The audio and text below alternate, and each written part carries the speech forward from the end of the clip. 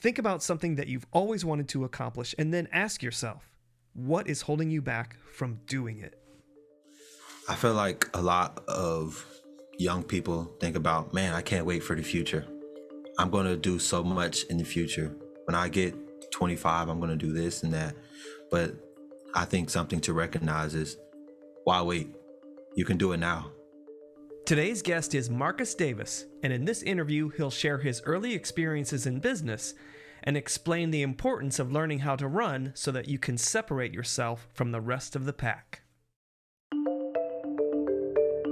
Welcome to Crummer Connections podcast series. I'm your host, JB Adams.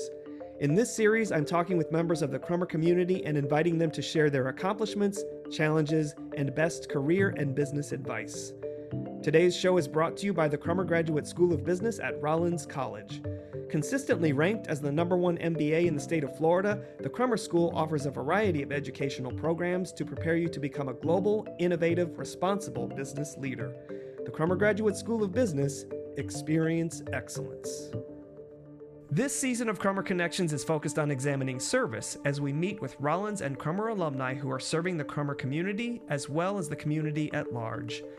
Today's guest is Marcus Davis, current MBA candidate at the Crummer School. He also serves as a student representative on the Rollins College Alumni Board, as well as Crummer's Diversity, Equity, and Inclusion team. Our first segment is called Service is Personal, and it lets us understand our guests' personal motivations for leading and serving. Marcus Davis, welcome to the show. That was fantastic. It's awesome to be here, and I thank you for having me, honestly. All right, Marcus, we start right out of the gate by asking you to share your philosophy of service and why is it important? What do you think? Wow, that's huge. I think service is one of the most important things anybody could take a part of in their communities, because I think it's your way to contribute to the next generation of people. I've always thought it was super important, because if it wasn't for people dedicating their time to the next generation, I might not be where I am today. And I think because of that, it has allowed me to look at service in two different ways. First, servant leadership. I think it's super big to kind of dedicate yourself in order to see work happen and come to fruition. And second, I look at situational leadership. And I think we are often given some obstacles and challenges that we are forced to be resilient and flexible. Now, I want to go back to something that you just said, that you've been the recipient. Can you tell us more about that? So I'm trying to uncover where your philosophy comes from. Great question. I think that it comes from my mentors and family members that I had a long time ago. I've always been told from my family to focus on having multiple plans and having strategies to kind of get to where you want to go. I think it's kind of cliche to say, but I feel like everyone has been told at one point, you can be whatever you want to be, but you have to put in the work. My mentors and my family have done just that, but also given me tools to allow me to kind of put that practice through a process so that I can get to where I want to go. All right. So we're going to talk about the actual service that you are participating in right now. So you are on the Rollins Alumni Board as a student representative. Correct. So for the sake of our listeners, let's explain to them what that means. What is the purpose of the Rollins Alumni Board? What function does it serve? And how would you say that you're contributing to it? Okay, yeah, that's awesome. To start, I became a part of this alumni board because of the dedication to service that I had while I was in my undergrad, and different things that I've participated in while I was in undergrad, including the Black Student Union, intramurals, sorority and fraternal life, as a residential life and explorations has allowed me to kind of put myself out in a lot of different environments and communities that have really made a mark on the Rollins community. I think leadership isn't always about representing the people, but it's also about bringing change and bringing your people along. And that's kind of what the alumni board serves as. They work in the background to ensure that the Rollins experience is constantly a good experience for not only the students, but alumni in the process. So I've dedicated my time to working with them to help bring change and good change into the future for the next generation of students here at Rollins. And for anyone who's interested or intrigued about serving on the board, What would you say to somebody who wants to get involved and, offer their participation in their services? Oh, that's awesome. I think that it's important to really step outside your comfort zone. I think this is a golden nugget that we'll talk about, but I had a mentor tell me he doesn't believe in luck, but he did believe in being prepared for your moment. You never know when a moment will come to you, but you need to be prepared for that moment so that way you can get to where you're at. How does that matter to the question JB just asked me is I didn't prepare to be a part of the Alumni Board Association, but I put myself in a lot of different environments that allowed me to gain experiences with a lot of different communities of people. I built a lot of relationships with a lot of different people. And because of that, what is valuable for especially the Alumni Board is for someone who knows a little bit about different communities. And I was prepared and ready for my moment. So they approached me like, listen, you did very well in building relationships and being a part of a lot of different environments and situations.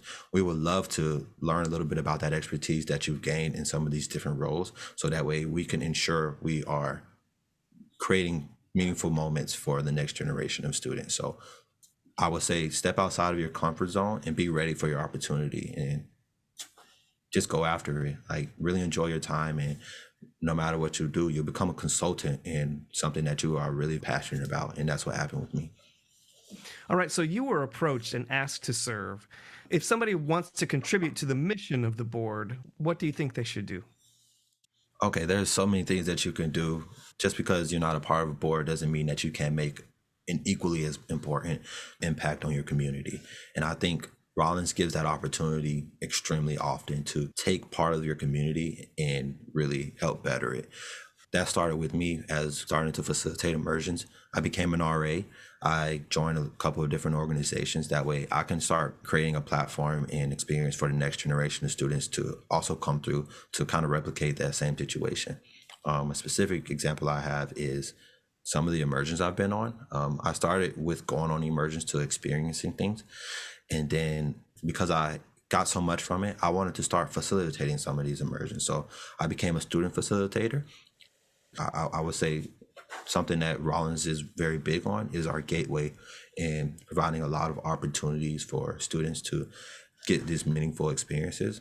So it's just going into some of these same environments and talking to some of the leaders around our school and like our administration to let them know about how your experience was, because at the end of the day, it does matter.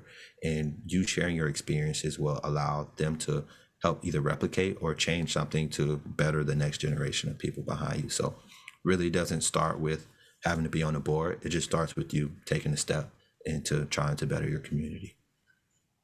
Okay, thank you for sharing that.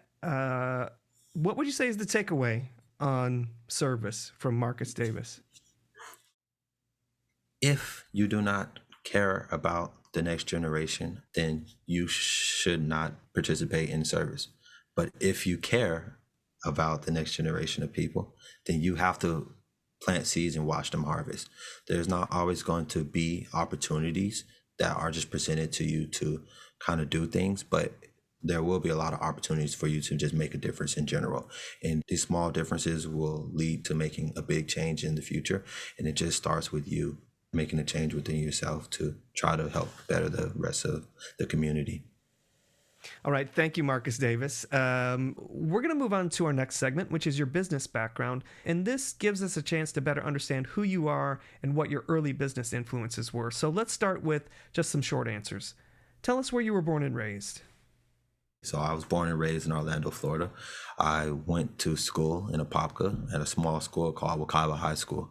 All right. Tell us what generation you identify with. Oof, good question. I used to think I was a millennial for about 20 years, and I guess further science came out that I was a Gen Z or something like that. All right. Great. What were your parents' occupations?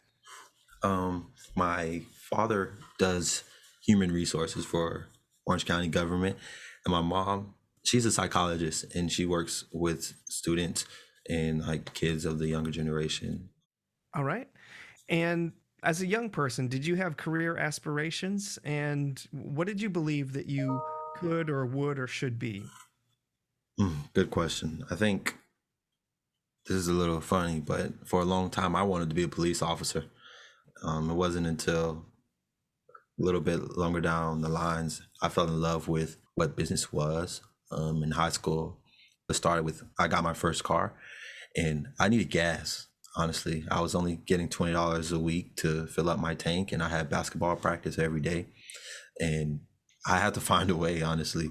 So I began a candy business in high school, and from then on, I fell in love with business. I fell in love with the look of wanting to corner office for a long time, and So wait, I want to go back to what you just said there. You needed to put gas in your car, yeah, and you figured out that you could make a profit. But was there like a specific moment where you said, aha, this is the answer? yes, there was somebody who was also going to my school who was doing it for a little bit, and I think that he had bought himself a car, but he was doing it for so many years, and instead I was contributing to his business and his car for so long. I wanted to contribute to my own car, and I said I want part of this. So I started going to Sam's Club and Costco and getting snacks in bulk to kind of do it and do it better, and that way I could ensure my gas was always full. And I made a goal and commitment to myself that let's do this, and I wanted to kind of pursue that after that, and I thought it was awesome. Do you remember what your profit margin was? On my profit margin, it was impeccable. Um, let's see, I put it like this: I would go to Costco or Sam's, and I'll spend $30-$40 on chips, candy, and drinks. I think that's what separated. That was my differentiation. I also sold cold drinks, and I'll bring it to school. Oh, and Airheads, and I sold them each for $1. The brisk came in a 30 pack, 36 pack, and so each of them was $1. I would buy the candy on sale, probably about 13-14 bucks for 25 to 30 pieces as well. And honey buns was my best profit because they were $4 for 16. And I think that my profit was very good. And matter of fact, I wasn't even a seller of candy, I was a distributor. So I had a couple people selling the candy, and I made a good amount of money from that. So Where were they selling them? Just out of curiosity. during school, at basketball and football games, and it was awesome. It made a lot of sense for me, and I was able to help my gas tank and a couple friends outside of that. All right, so very entrepreneurial at a young age, and filling up your gas tank. What would you say is the takeaway to some young person who's listening and is trying to figure out, how do I fill up my gas tank? I feel like a lot of young people think about, man, I can't wait for the future. I'm going to do so much in the future. When I get 25, I'm going to do this and that. But I think something to recognize is, why wait? You can do it now. I think that it just takes you taking a step and really wanting to do better for yourself, because I think there's no better time to do something than now. Don't worry about what's going on or what you're going to do in the future, because everything you do now is going to help contribute to the success of your future. And everyone has plans of doing something and has a vision of what they're going to be in 10 years from now. But everyone wants to be successful, but no one wants to do the work to become successful. And that starts at an early age. So I would say just take a step and take chances while you have the time. And you never know, like, something good could come out of it. You'll get something good out of it, or you'll get a good learning experience out of it that you'll be able to apply in the future. So just take a step. There's no better time than now. Excellent. Our guest is Marcus Davis, and we'll be back in a moment to learn more about his professional journey. Please stay with us. As a member of the Crummer community, you know that it's the people you meet at Crummer who make the greatest difference in your career. So I want to tell you about Rollins Connect. It's a networking platform that will help you stay connected to over 40,000 Rollins alumni worldwide. And it's available right now. Please go to rollinsconnect.rollins.edu, check it out, and if you need someone to connect to me, JB Adams. That's Rollins Connect, your connection to the Crummer community. Welcome back to Crummer Connections. I'm JB Adams, and our guest is Marcus Davis, current MBA candidate at the Crummer Graduate School of Business. He also serves as student representative on the Rollins College Alumni Board, as well as Crummer's Diversity, Equity, and Inclusion team. Before the break, we were chatting about your early business influences, and now we're going to learn more about your professional and career journey. So I want to actually go back to where we were in the previous segment. You had some potential when you were in high school where you were moving into being an athlete. Is that right? Yeah, actually, I feel like all my life I was big in sports, and that was something that really propelled me and allowed me to stand out and get to where I was as well. I was a captain of the basketball and volleyball team. We were state runner-ups, and I did have schools looking at me. And I had a mentor, and his name was James Gore. When I was in middle school, he was my avid teacher, which stood for Advanced via Individual Determination. And in his class, we really focused on taking the next step into differentiating what you wanted your life to be. He also played sports in college, and he said, you can lose your athletic ability, but you can never lose your knowledge. So that was something that always stuck with me, and I wanted to take that with me throughout all of my experience in school. So in middle school and high school, my GPA never dropped under 3.7, and my weighted GPA is what allowed me to get an academic scholarship here at Rollins and other institutions as well. And I made a decision probably in junior or senior year in high school that although I was good at basketball, that just wasn't what I wanted to do. I was pretty big on business at that point, and I knew that I wanted to take my career in the direction of gaining more knowledge. And I knew that going to college would allow me to do that. And if I had to choose between gaining knowledge or playing sports, I chose to get more knowledge because I could have played sports in college, but I would not have had as much time to focus on business is what I wanted to do. So I made a decision at an early age that knowledge is kind of the direction I wanted to go. So in this class, we learned how to be more organized, how to study more, and we had greater and larger expectations. If you wanted to focus on sports, if you want to focus on college. This allowed me to do both because I wanted to take the extra step to do two things simultaneously. I wanted to focus on my athletic career at the time. I wanted to focus on gaining more knowledge so that way I could have a plan B that was supplemental and equally as good as my plan A. And I would not have gained that without the help of Mr. Gore, who had allowed me to gain a lot of kind of skills professionally and individually. Okay, so tell us, what was the biggest thing you learned from Mr. Gore? The biggest thing I learned from Mr. Gore is to have a plan B. In his time, he was in college. He really worked hard, and he had the opportunity to go to the professional league. And months before that, he ended up blowing out his knee. And if it wasn't for his academic knowledge, they might have dropped his scholarship. So for a long time, he really preached, have a plan B that will still allow you to do very well. And because of that, I was able to think about and work towards not only my athletic career, but also growing my knowledge, because he would always say, you can blow out your knee, but you can never lose your knowledge. So really work towards growing your knowledge so that way you can still separate yourself in the future. Excellent. There's one thing I want to understand a little bit more. We're going to indulge in a little scenario. Okay. If I was the devil on your shoulder and I said, look, Marcus, you get all this attention, you get all this praise, people want to be around you, you're the big basketball player. That allure wasn't strong for you? I think that I had it, I feel like in high school, I had the best of both worlds, and I was a varsity basketball player. I was a captain of the team. I helped lead us to the state championships where we were runner-ups, unfortunately. But I also had a 4.5 GPA. I was participating in dual enrollment in AP classes. And although the attention is cool, I think valuable and meaningful relationships matter more to me. And everybody that surrounded me supported what I wanted to do. And don't get me wrong, like I still love being around the sports world and engaging with people in sports and some of that stuff. But at the end of the day, I enjoy the business that goes into sports as well. So I would choose that any day over continuing a sports career. I think I was being realistic with myself. I'm 6 foot.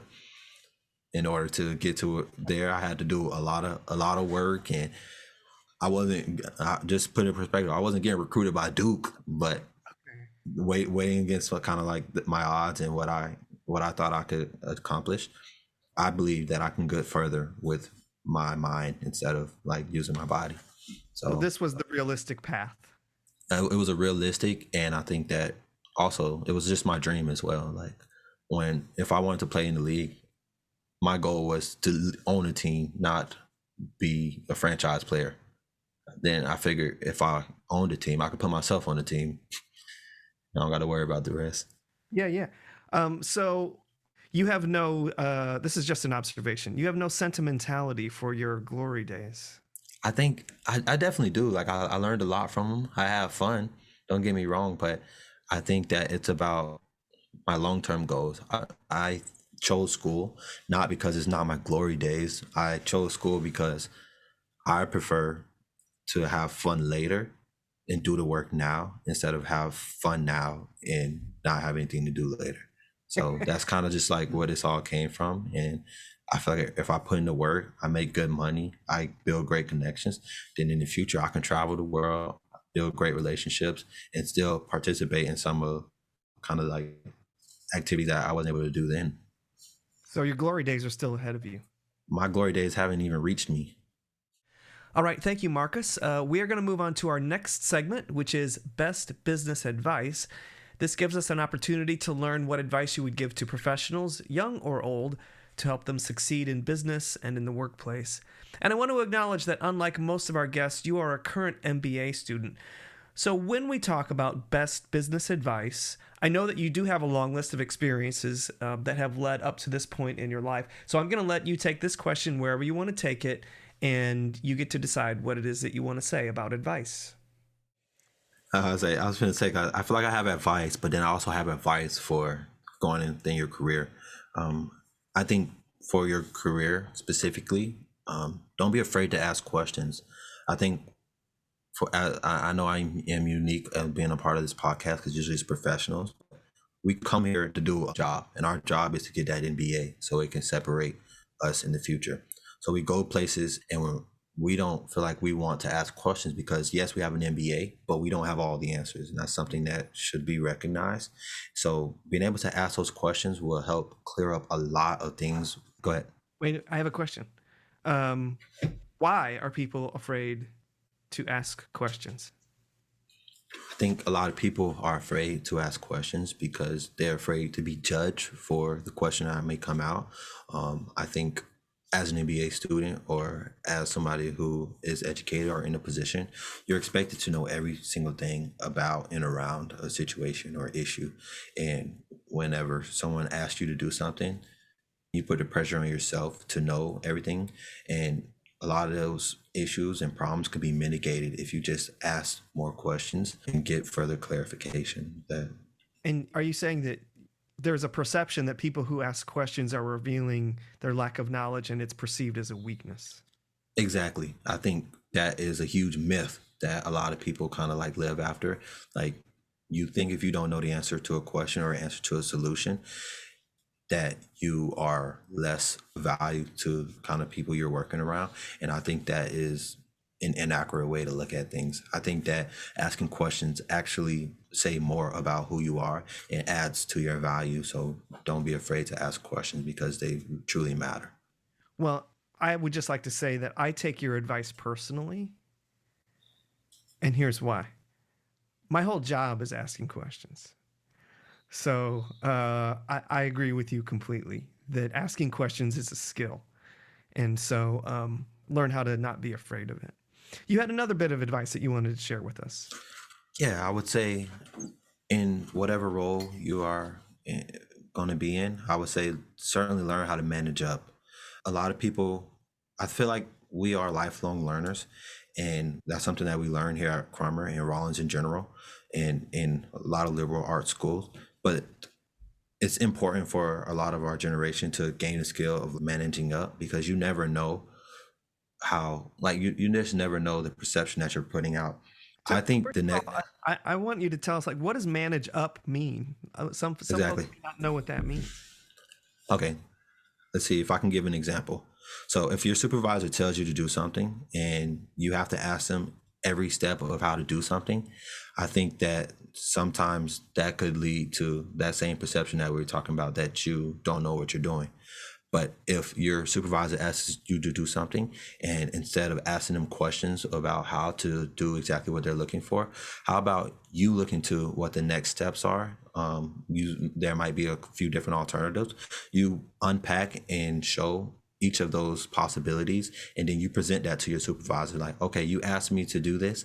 Now I put in 3 alternatives for you to choose from, and you present that to your supervisor. That sets you apart from a lot of other kind of applicants or people in a job, because it shows that you are looking and willing to do the work, and that you're intellectually capable and curious to kind of make decisions for yourself. And now all you have to do is choose from a supervisor's point of view. And that's something that I had to learn in some of my internship experiences that I think could be useful for anybody looking or being any role. Okay. Excellent advice for any one of us as a professional. Marcus, we're about to wrap up our time together. What message would you like to share with the Crummer community today? I think I would share to the Crummer community, I know I just gave some advice, but I would like to give some more advice.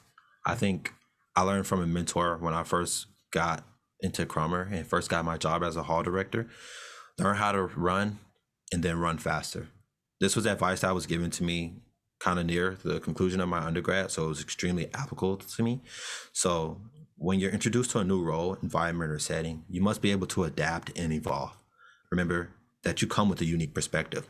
Utilize that unique perspective to essentially help you thrive in that environment that you learn to only survive in when you first begin. So what I mean by this, you learn how to run and you catch up to everybody else that's doing the role, but then you use your unique perspective and experiences to set you apart from the rest and run faster. Marcus Davis, thank you for joining us on the Crummer Connections and sharing your story. It's a great pleasure. Of course, and I just want to thank Crummer again for allowing me to be a part of this awesome experience with JB and Kyle, so thank you. Today's show is brought to you by the Crummer Graduate School of Business at Rollins College. Now is a great time to consider enhancing your career success by pursuing an advanced degree in business. And the Crummer School offers a variety of educational programs to help you become a global, innovative, responsible business leader.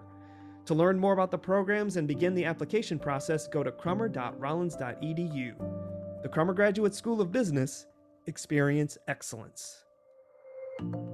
Thanks for listening. We'll be back again soon with another episode. Crummer Connections podcast series is a production of Victor Media Group. If you like this show, follow us on your favorite social media platform.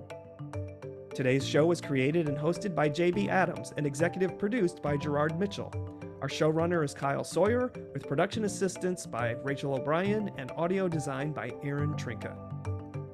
Our gratitude goes out to Mike Brown and Loveland Finley in Alumni Relations for their gracious help and support. Until next time, Fiat Lux.